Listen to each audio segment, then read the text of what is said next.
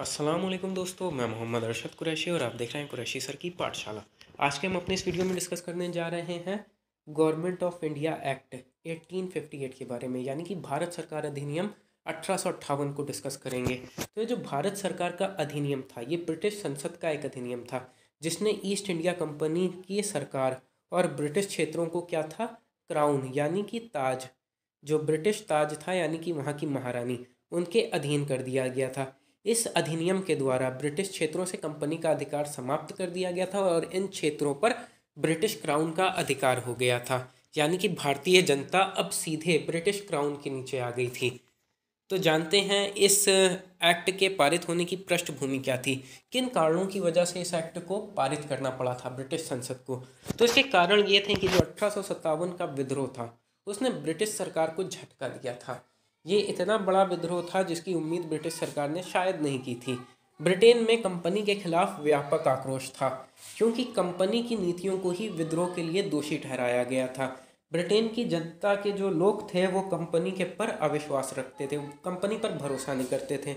महारानी विक्टोरिया जो कि ब्रिटेन की महारानी थी, साम्राज्ञी थी, इस अधिनियम के पारित होने के स्वरूप भारत की महारानी के शीर्षक के साथ ब्रिटिश क्षेत्रों पर, भारतीय ब्रिटिश कंपनी के क्षेत्रों पर की संप्रभु बन गई थी, एक सॉवरेन अथॉरिटी बन गई थी महारानी विक्टोरिया इस अधिनियम के द्वारा। ठीक है, तो हम जानते हैं इस अधिनियम की कुछ मुख्य प्रावधान क्या थे, उसकी कुछ धाराएं क्या थीं, इस अधिनियम ने क्या प्रावधान किए थे। तो सबसे पहले इस अधिनियम के द्वारा क्या किया गया था, इसकी धाराओं के अंतर्गत इंग्लैंड कंपनी का प्रयोग, ठीक है, जो कंपनी के अधिकार का प्रयोग अब इंग्लैंड के सम्राट के नाम से किया जाने लगा था। इस अधिनियम के द्वारा कंपनी के अधिकृत क्षेत्रों को ब्रिटिश क्राउन को दे दिया गया था, यानी जो भी कंपनी के जीते हुए क्षेत्र थे, जो ब्रिटिश शासन के क्षेत्र थे, अब वो ब्रिटिश क्राउन को दे दिए गए थे। ठीक है, कंपनी के संचालन के लिए जो अब तक के कंपनी के बोर्ड ऑफ डायरेक्टर्स और बोर्ड ऑफ कंट्रोल और जो उनकी गुप्त समिति जो काम करती थी उसको समाप्त कर दिया गया था।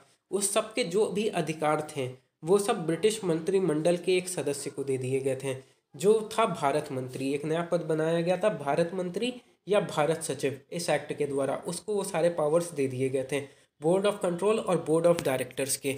इस अधिनियम के द्वारा भारत परिषद नामक एक समिति का निर्माण किया गया था जिसमें 15 सदस्य थे, जिसमें टोटल 15 मेंबर्स थे। ठीक है, इनमें से 7 सदस्य जो थे वो बोर्ड ऑफ डायरेक्टर्स के द्वारा, निदेशक सभा द्वारा, और 8 जो इसके अंदर सदस्य थे वो क्राउन के द्वारा नियुक्त किए जाते थे। ठीक है, 8 + 7 = 15 होता है। इसके अलावा भारत मंत्री को इस परिषद की अध्यक्षता करने का अधिकार था। वो सामान्य मत के साथ साथ निर्णायक मत भी देता था।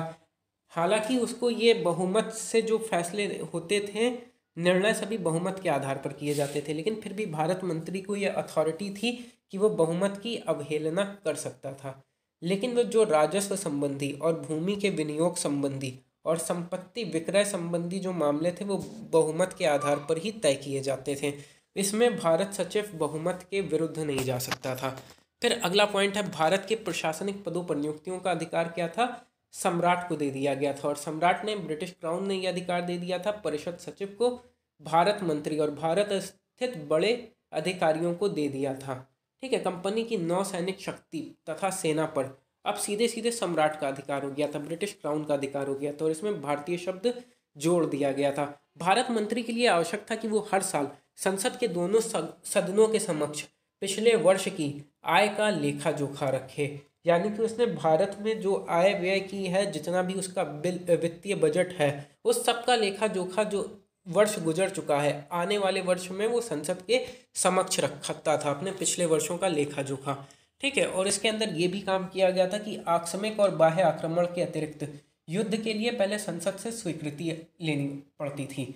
इसे आवश्यक कर दिया गया था क्योंकि पहले कंपनी के शासन में क्या होता था, कंपनी के शासन में ये जो होता था, जो गवर्नर जनरल आते थे उनको क्या किया जाता था, वो गवर्नर जनरल सीधे लड़ाई कर लेते थे संसद से बिना अनुमति लिए। ठीक है, क्योंकि कंपनी एक व्यापारिक कंपनी थी, इसके ऊपर शासन का नियंत्रण नहीं था। लेकिन अब जब शासन का नियंत्रण हो गया तो फिर ये हुआ कि अगर जो आकस्मिक विद्रोह हो या बाह्य आक्रमण हो, उनको छोड़ करके जो भी कंपनी अब इस ब्रिटिश क्षेत्र से बाहर अगले किसी भारतीय क्षेत्र पर हमला किया जाएगा तो उसके लिए संसद से स्वीकृति लेनी आवश्यक होगी, आवश्यक कर दी गई थी। भारत मंत्री और उसकी परिषद पर इंग्लैंड में भारत मंत्री और उसकी परिषद भारत और इंग्लैंड दोनों में मुकदमा दायर कर सकती थी और उसके खिलाफ भी मुकदमे दायर किए जा सकते थे।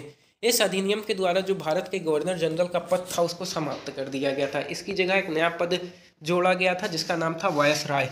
1857 के विद्रोह के समय भारत के वायसराय थे लॉर्ड कैनिंग और वही भारत के गवर्नर जनरल थे कंपनी शासन के लॉर्ड कैनिंग। और 1858 के अधिनियम के द्वारा लॉर्ड कैनिंग ही भारत के वायसराय बने। भारत के पहले वायसराय लॉर्ड कैनिंग थे। उम्मीद करता हूं कि आपको ये वीडियो अच्छा लगा होगा। अगर आपको हमारा वीडियो अच्छा लगे तो हमारे वीडियो को लाइक करें, चैनल को सब्सक्राइब करें, साथ ही साथ कमेंट सेक्शन में अपनी राय का इजहार ज़रूर करें। Thanks for watching.